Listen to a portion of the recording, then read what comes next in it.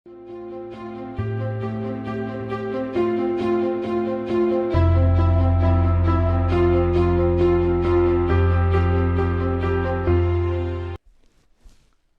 વિદ્યાર્થી મિત્રો, કરિયર એમના ડિજિટલ પ્લેટફોર્મ પર હું પંકજ સોસા આપ સૌનું હાર્દિક સ્વાગત કરું છું.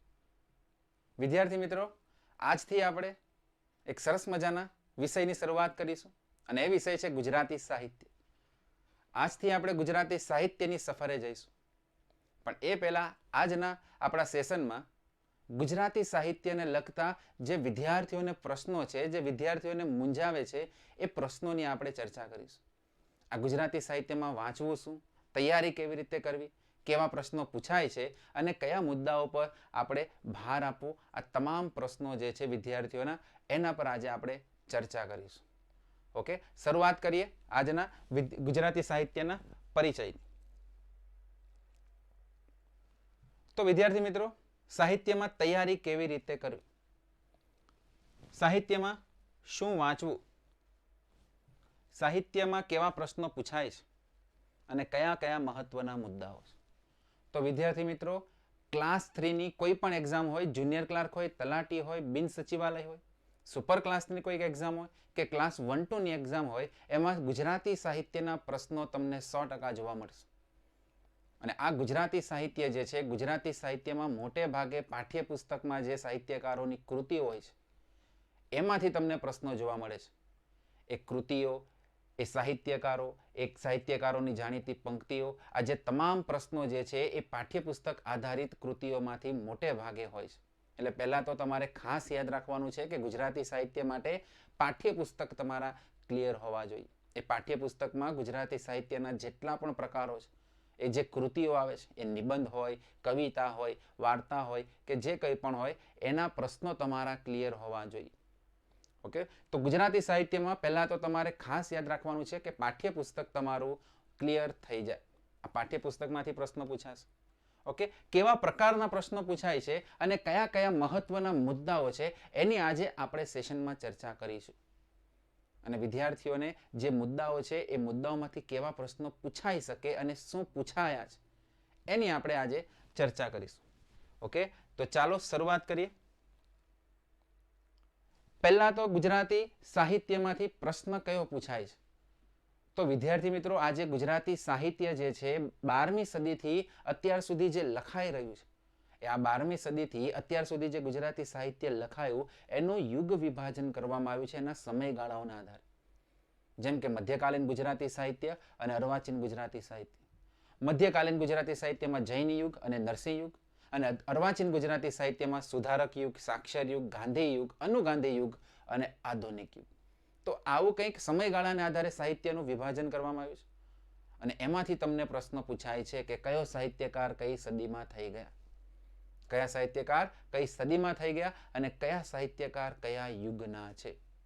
કેવા પ્રશ્નો પૂછાયા છે, શું પૂછાઈ શકે એ જોઈએ. તો અહીંયા બે પ્રશ્નો છે. પહેલો પ્રશ્ન એ છે કે નરસિંહ મહેતા કઈ સદીમાં થઈ ગયા, અને બીજો પ્રશ્ન છે ઝવેરચંદ મેઘાણી કયા યુગના સાહિત્યકાર છે.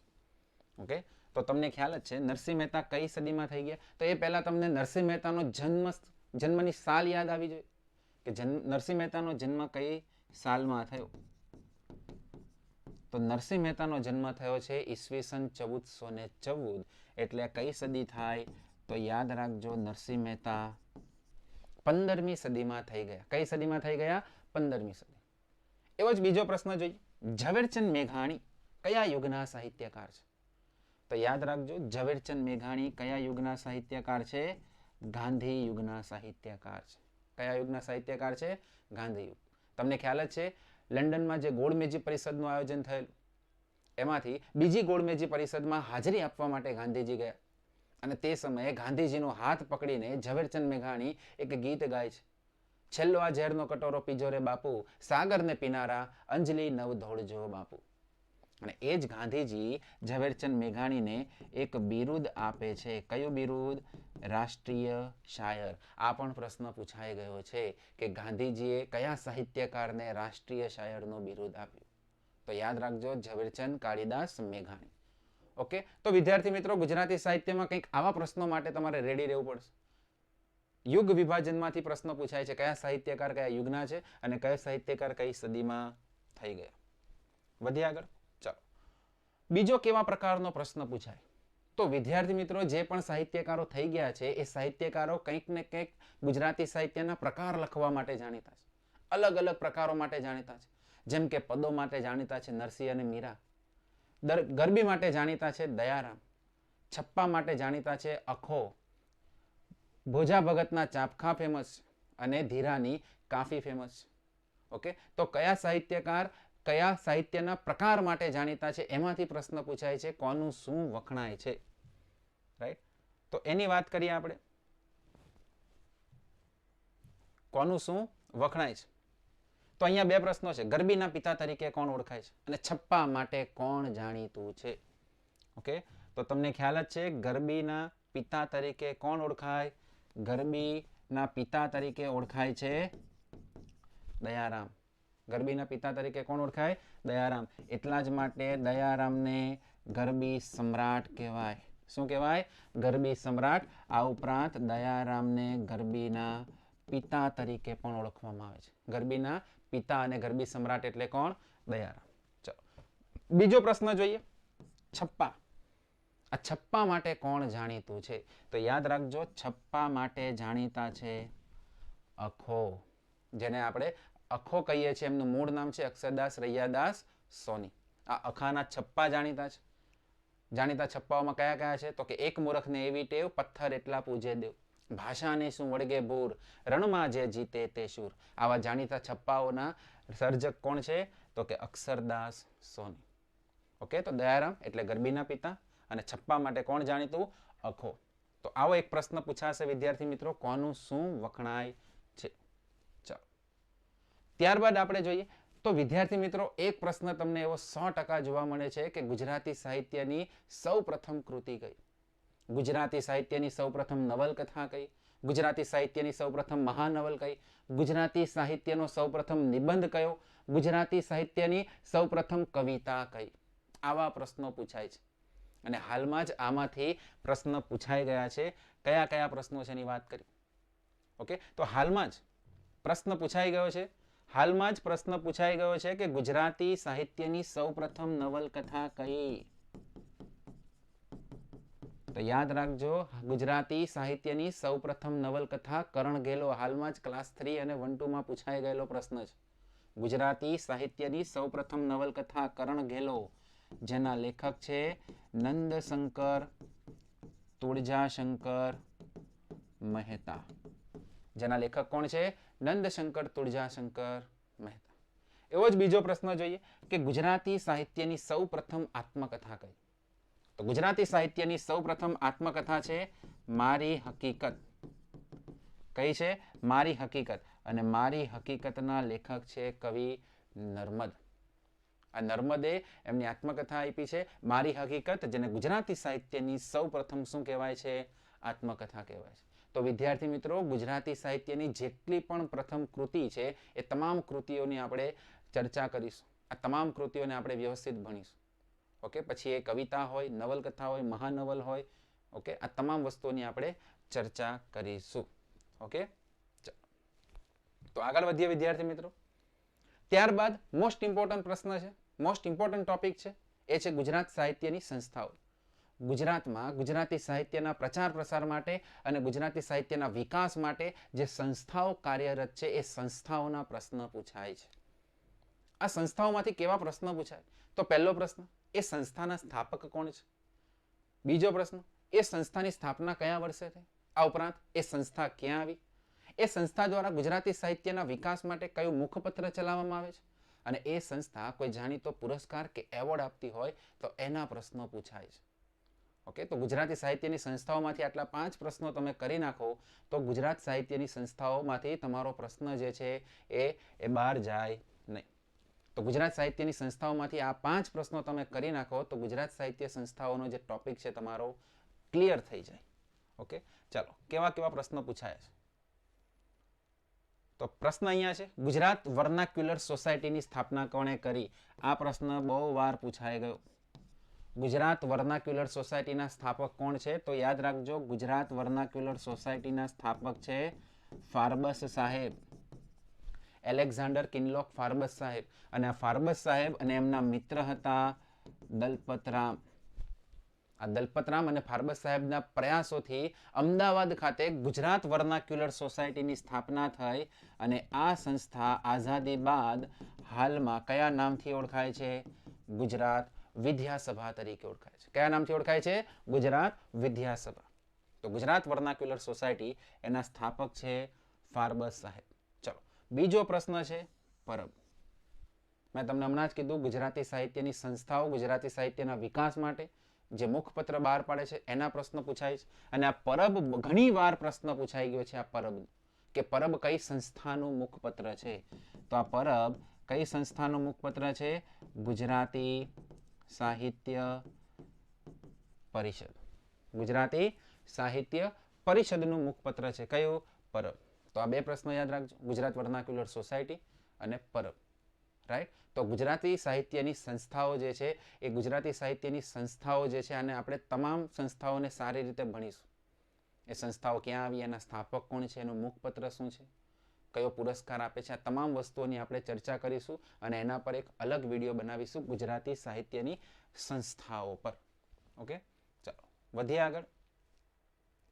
ત્યારબાદ આજે ગુજરાતી સાહિત્યની જે સંસ્થાઓ છે, ગુજરાતી સાહિત્યની સંસ્થાઓ દ્વારા જે પુરસ્કારો આપવામાં આવે છે એના પ્રશ્નો પૂછાય છે અને એ પુરસ્કાર વિજેતાઓની નામ તમને પૂછાય છે અને એ પુરસ્કાર વિજેતા સાહિત્યકારોના નામ તમને પૂછાય છે. કયા કયા પ્રશ્નો પૂછાયા છે? તો વિદ્યાર્થી મિત્રો, હાલમાં જ જીપીએસસીની એક્ઝામમાં પૂછાઈ ગયેલો પ્રશ્ન છે. સૌપ્રથમ રણજીતરામ સુવર્ણચંદ્રક વિજેતા સાહિત્યકાર કોણ? તો યાદ રાખજો, સૌપ્રથમ રણજીતરામ સુવર્ણચંદ્રક વિજેતા સાહિત્યકાર. સૌપ્રથમ રણજીતરામ સુવર્ણચંદ્રક વિજેતા સાહિત્યકાર કોણ છે? ઝવેરચંદ કાળીદાસ મેઘાણી. હાલમાં સૌપ્રથમ રણજીતરામ સુવર્ણચંદ્રક વિજેતા સાહિત્યકાર કોણ છે એનો પ્રશ્ન પૂછાઈ ગયો છે. હાલમાં જ આ પ્રશ્ન પૂછાઈ ગયો છે. સૌપ્રથમ રણજીતરામ સુવર્ણચંદ્રક વિજેતા કોણ છે? ઝવેરચંદ કાળીદાસ મેઘાણી. સૌપ્રથમ રણજીતરામ સુવર્ણચંદ્રક વિજેતા ઝવેરચંદ કાળીદાસ મેઘાણી. અને એમને આ પુરસ્કાર ક્યારે મળેલો? તો યાદ રાખજો, 1928. ક્યારે મળેલો? 1928માં એમને આ પુરસ્કાર મળ્યો છે. આ ઉપરાંત બીજા પ્રશ્નની વાત કરી તો હાલમાં કયા સાહિત્યકારને નર્મદ સુવર્ણચંદ્રક આપવામાં આવ્યો? તો યાદ રાખજો, સુરત ખાતે સ્થપાયેલી જે સંસ્થા છે નર્મદ સાહિત્ય સભા, આપણે ભણીશું કે નર્મદ સાહિત્ય સભા દ્વારા નર્મદ સુવર્ણચંદ્રક આપવામાં આવે છે.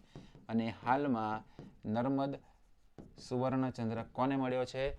વિનોદ જોશી સાહેબને મળ્યો છે. તો વિદ્યાર્થી મિત્રો, તમને જે સાહિત્ય જે છે, સાહિત્યમાં આવો એક પ્રશ્ન પૂછાશે કે કયો પુરસ્કાર કયા સાહિત્યકારને આપવામાં આવ્યો, તો તમારી જે એક્ઝામ છે એના છેલ્લા 6-8 મહિનામાં જે કરંટ અફેર્સમાં જે કોઈ પણ સાહિત્યકારને કોઈ પુરસ્કાર એનાયત થયો છે તો એની માહિતી તમારે ભેગી કરવી પડશે, કારણ કે આવો પ્રશ્ન કરંટ રિલેટેડ એક્ઝામમાં તમને પૂછાઈ શકે છે. ઓકે, તો ગુજરાતી સાહિત્યના મહત્વના પુરસ્કારો અને એમના વિજેતાઓના પ્રશ્નો તમને પૂછાઈ શકે છે. ચાલો, ત્યારબાદ વિદ્યાર્થી મિત્રો, ગુજરાતી સાહિત્યમાં એક પ્રશ્ન 100% તમને જોવા મળશે અને એ છે ગુજરાતી સાહિત્યકારોના તખલ્લુસોનો. આ ગુજરાતી સાહિત્યકારો જે એમના ઉપનામે લખતા હતા, એમના જે તખલ્લુસો છે એના પ્રશ્નો બહુ આવે છે. કેવા કેવા પ્રશ્નો પૂછાયા છે તો તમને ખ્યાલ છે? અહીંયા પ્રશ્ન આપેલો છે સુંદરમ. સુંદરમ કયા સાહિત્યકારનું તખલ્લુસ છે? તો સુંદરમ કયા સાહિત્યકારનું તખલ્લુસ છે? ત્રિભુવનદાસ પુરુષોત્તમદાસ લુહાર. ત્રિભુવનદાસ પુરુષોત્તમદાસ લુહાર એમનું તખલ્લુસ કયું છે? સુંદરમ છે. કયું છે? સુંદર. આ ઉપરાંત 2017માં આ પ્રશ્ન પૂછાઈ ગયેલો ક્લાસ 3ની એક્ઝામમાં કે my dear Jayu. My dear Jayu કયા સાહિત્યકારનું તખલ્લુસ છે? તો માય ડિયર જયુ જયંતીલાલ રતિલાલ ગોહેલ. આ માય ડિયર જયુ કોનું તખલ્લુસ છે? જયંતીલાલ રતિલાલ ગોહેલ. તો વિદ્યાર્થી મિત્રો આવો એક પ્રશ્ન 100% તમને જોવા મળશે. તખલ્લુસનો કયા સાહિત્યકારનું તખલ્લુસ કયું છે? જેમ કે ઘનશ્યામ કોનું છે? કનૈયાલાલ માણેકલાલ મુનશીનું. બરાબર. પહાડનું બાળક ઝવેરચંદ મેઘાણી. રાષ્ટ્રીય શાયર ઝવેરચંદ મેઘાણી. ઓકે. કાકા સાહેબ કાલેલકર સવાઈ ગુજરાતી તરીકે ઓળખાય છે. ધૂમકેતુ તો કે ગૌરીશંકર જોશી. તો આ જેટલા પણ સાહિત્યકારો છે એમના જે તખલ્લુસો છે એ તખલ્લુસો પણ આપણે વ્યવસ્થિત ભણીશું. ઓકે. તો એક પ્રશ્ન તખલ્લુસનો તમને જોવા મળશે. ચાલો વધીએ આગળ. આ ઉપરાંત વાત કરીએ તો ગુજરાતી સાહિત્યકારોની જે મહત્વની કૃતિઓ છે અને એ મહત્વની જે કૃતિઓમાં જે અમર પાત્રો છે એ અમર પાત્રોના પ્રશ્ન તમને પૂછાય છે. તમને એક્ઝામમાં પાત્રોના નામ આપે છે અને તમને કહે છે કે આ પાત્ર કઈ કૃતિનું છે. જેમ કે અહીંયા તમને જોવા મળે છે 2 પ્રશ્નો. અલી ડોસો અને મરિયમ કઈ કૃતિના પાત્રો છે? આ ઉપરાંત કાનજી અને જીવી કઈ કૃતિના પાત્રો છે? આ ઉપરાંત કાનજી અને જીવી કઈ કૃતિના પાત્રો છે? તો અલી ડોસો અને મરિયમ. આ અલી ડોસો અને મરિયમ કઈ કૃતિના પાત્રો છે? તો યાદ રાખજો પોસ્ટ ઓફિસ. કઈ કૃતિના પાત્રો છે? Post office. અને આ પોસ્ટ ઓફિસ કૃતિ કયા સાહિત્યકારની છે? તો યાદ રાખજો પોસ્ટ ઓફિસના લેખક છે ધૂમકેતુ. ધૂમકેતુ એટલે ગૌરીશંકર ગોવર્ધનરામ જોશી. આ ગૌરીશંકર ગોવર્ધનરામ જોશીની એક ફેમસ કૃતિ છે પોસ્ટ ઓફિસ. એના પાત્રો છે અલી ડોસો અને મરિયમ. આ ઉપરાંત વાત કરીએ તો કાનજી અને જીવી. આ કાનજી અને જીવી કઈ કૃતિના પાત્રો છે? તો કાનજી અને જીવી કઈ કૃતિના પાત્રો છે? મળેલા જીવ. અને મળેલા જીવ કોની કૃતિ છે? તો યાદ રાખજો પન્નાલાલ નાનાલાલ પટેલ. કોની કૃતિ છે? પન્નાલાલ નાનાલાલ પટેલ. તો વિદ્યાર્થી મિત્રો આવો એક પ્રશ્ન 100% તમને જોવા મળી શકે છે કે કયા પાત્રો કઈ કૃતિના છે. તો એના માટે તમારે યાદ રાખવા પડશે ગુજરાતી સાહિત્યની મહત્વની કૃતિના અમર પાત્રો. ઓકે. ચાલો આગળ વધીએ. તો વિદ્યાર્થી મિત્રો આ જે ગુજરાતી સાહિત્યકારો છે એ સાહિત્યકારોમાંથી કેવા કેવા પ્રશ્ન પૂછાય? તો ગુજરાતી સાહિત્યકારોની મહત્વની કૃતિઓ તો પૂછાય જ. અને એ મહત્વની કૃતિઓ મોટે ભાગે પાઠ્યપુસ્તક આધારિત કૃતિઓ જ હોય છે. પણ એ સાહિત્યકારોનું તમારે જન્મસ્થળ પણ યાદ રાખવું પડે. એ સાહિત્યકારોનું પૂરું નામ પણ યાદ રાખવું પડે. એ સાહિત્યકારોના માતાનું નામ પણ યાદ રાખવું પડે. અને એ સાહિત્યકારોની જે કૃતિઓ છે ઉપરાંત એ સાહિત્યકારોની પંક્તિઓ પણ તમારે યાદ રાખવી પડશે. ચલો વાત કરીએ અહીંયા ગુજરાતી સાહિત્યકારોના જન્મસ્થળ. ઓકે. તો મેં તમને કીધું એમ જન્મસ્થળના પ્રશ્ન પણ પૂછાઈ શકે છે. આ નરસિંહ મહેતા. આ નરસિંહ મહેતાને તમે ઓળખો જ છો. આ નરસિંહ મહેતાનો જન્મ ક્યાં થયો? બહુ વાર પ્રશ્ન પૂછાયો. આ નરસિંહ મહેતાનો જન્મ ક્યાં થયો? તળાજા. અને તળાજા ક્યાં આવ્યું? તો તળાજા આવ્યું ભાવનગર. ક્યાં આવ્યું? ભાવનગર. તો આવા ઘણા સાહિત્યકારો જે છે એ સાહિત્યકારોના જન્મસ્થળ આપણે કરવાનું. આપણે એક એક સાહિત્યકારોને ભણીશું તો એ સાહિત્યકારોના જન્મસ્થળ, એમના માતાનું નામ, એમનું પૂરું નામ, આ બધી જ વસ્તુઓની આપણે ચર્ચા કરતા કરતા આગળ વધીશું. ઓકે. તો આવા એક પ્રશ્ન માટે તમારે રેડી રહેવાનું છે સાહિત્યકારના જન્મસ્થળ. ઓકે. ત્યારબાદ મેં તમને કહ્યું તેમ કે ગુજરાતી સાહિત્યકારોના પૂરા નામો પણ હવે પૂછાવા લાગ્યા છે. એટલે આપણે કોઈ પણ સાહિત્યકાર બોલીએ તો એનું આખું જ નામ બોલવાનું. જેમ કે આપણે બોલીએ નરસિંહ મહેતા તો નરસિંહ મહેતા નહીં, નરસિંહ કૃષ્ણદાસ મહેતા. પન્નાલાલ પટેલ તો પન્નાલાલ પટેલ ને પન્નાલાલ નાનાલાલ પટેલ. તો પન્નાલાલ નાનાલાલ પટેલ. કનૈયાલાલ મુનશી તો કનૈયાલાલ મુનશી ને કનૈયાલાલ માણેકલાલ મુનશી. ગૌરીશંકર જોશી તો ગૌરીશંકર કેવા જોશી? ગૌરીશંકર ગોવર્ધનરામ જોશી. તો એવો જ એક પ્રશ્ન અહીંયા પૂછાઈ ગયો છે ગુજરાતી સાહિત્યકારોના આખા નામમાંથી, ગુજરાતી સાહિત્યકારોના પૂરા નામમાંથી. ઉમાશંકર જોશીનો પ્રશ્ન પૂછાયેલો કે ઉમાશંકર જોશીનું પૂરું નામ જણાવો. તો ઉમાશંકર જોશીનું પૂરું નામ શું થાય? ઉમાશંકર કેવા જોશી? તો ઉમાશંકર જેઠાલાલ જોશી. ઉમાશંકર જેઠાલાલ જોશી. તો આપણે કોઈ પણ સાહિત્યકાર ભણીશું તે સાહિત્યકારનું આપણે આખું નામ પણ યાદ રાખવું પડશે. તો જન્મસ્થળની સાથે સાથે આખું નામ પણ યાદ રાખવું પડશે. ચલો ઘણીવાર સાહિત્યકારો જે છે સાહિત્યકારોના આપણને માતાના નામ પણ પૂછાય છે. જેમ કે આ પ્રશ્ન પૂછાયેલો છે ગંગા સતી. આ ગંગા સતી આપણા જાણીતા સાહિત્યકાર છે જેને તમે ઓળખો જ છો. એમની જાણીતી પંક્તિઓ છે વીજળીને ચમકારે મોતીડા પરોવો પાનબાઈ, અચાનક અંધારા થાશે, મેરુ રે ડગે પણ જેના મન નો ડગે. આ તમામ જે મહત્વની પંક્તિઓ છે કોની છે? ગંગા સતીની છે. આ ગંગા સતીની માતાનું નામ છે રૂપાળીબા. આ ગંગા સતીની માતાનું નામ શું હતું? રૂપાળીબા. અને આ પ્રશ્ન જે છે એ ક્લાસ 3 માં પૂછાયેલો છે. ઓકે, તો યાદ રાખજો ગંગા સતીના માતાનું નામ. તો સાહિત્યકારોના માતાનું નામ પણ યાદ રાખવું પડશે. આ સાહિત્યકારોની મહત્વની કૃતિઓની પણ આપણે માહિતી મેળવવી પડશે. મેં તમને હમણાં જ કીધું છે એમની મહત્વની કૃતિઓ જે છે પૂછાય છે, અને મોટે ભાગે કૃતિઓ પાઠ્યપુસ્તક આધારિત કૃતિઓ હોય છે, એના પર જ આપણે ભાર આપવાનો છે. પાઠ્યપુસ્તકમાં એમની જે કૃતિ આવે છે એના પર ભાર આપવાનો છે. જેમ કે અહીંયા એક કૃતિ આપી છે લોહીની સગાઈ. લોહીની સગાઈ. અને આ લોહીની સગાઈ કયા સાહિત્યકારની કૃતિ છે? તો યાદ રાખજો લોહીની સગાઈ કોની છે? ઈશ્વર પેટલીકરની છે. આ લોહીની સગાઈ તમને ખ્યાલ જ હશે. એમાં બે પાત્રો છે અમૃત કાકી અને મંગુ. બહુ સરસ મજાની સ્ટોરી છે લોહીની સગાઈ, જેના લેખક કોણ છે? ઈશ્વર પેટલીકર. તો પાઠ્યપુસ્તક આધારિત આ જે મહત્વની જે સાહિત્યકારોની કૃતિઓ છે એના પ્રશ્નો પૂછાય છે. અને ત્યારબાદ તમારે યાદ રાખવાનું છે સાહિત્યકારોમાં એ સાહિત્યકારોની મહત્વની પંક્તિઓ. જેમ કે અહીંયા મેં તમને આપી છે વૈષ્ણવ જનતો એને રે કહીએ જે પીડ પરાઈ જાણે રે. વૈષ્ણવજન તો એને રે કહીએ. આ વૈષ્ણવજનના લેખક કોણ છે? તો વૈષ્ણવજનના લેખક છે નરસિંહ મહેતા. એના લેખક કોણ છે? નરસિંહ મહેતા. અને આ વૈષ્ણવજન આ વૈષ્ણવજન કોને બહુ પ્રિય હતી? તો યાદ રાખજો આ વૈષ્ણવજન કોને બહુ પ્રિય હતી? તો ગાંધીજીને બહુ પ્રિય હતી. ઓકે, તો નરસિંહ મહેતા જે છે એની આ જે પંક્તિ જે છે વૈષ્ણવજન એ પણ ઘણીવાર પૂછાય છે. તો સાહિત્યકારો જે છે એમની પંક્તિઓ જે છે આપણે કરવાની. ઓકે, જેમ કે અત્યારે જ પૂછાઈ ગયેલું અખા વિશેની એક પંક્તિ પૂછાઈ ગયેલી. અખા એના ગુરુ વિશે જે કીધેલું, ગુરુ કી ધામ મેં ગોકુળનાથ ઘરડા બળદને ઘાલીનાથ. ઓકે, તો અખા વિશેના એને કંઈક ગુરુની જે પંક્તિ હતી એ પણ પૂછાઈ ગઈ. એટલે આપણે સાહિત્યકારોનું જન્મસ્થળ, એમના માતાનું નામ, એમનું પૂરું નામ, એમની મહત્વની કૃતિઓ, પાઠ્યપુસ્તક આધારિત કૃતિઓ અને એમની મહત્વની પંક્તિઓ, આ તમામ વસ્તુઓનું આપણે ચર્ચા કરીશું. ઓકે, આ તમામ વસ્તુઓની આપણે વ્યવસ્થિત. તો વિદ્યાર્થી મિત્રો, આજના સેશનમાં આટલું જ.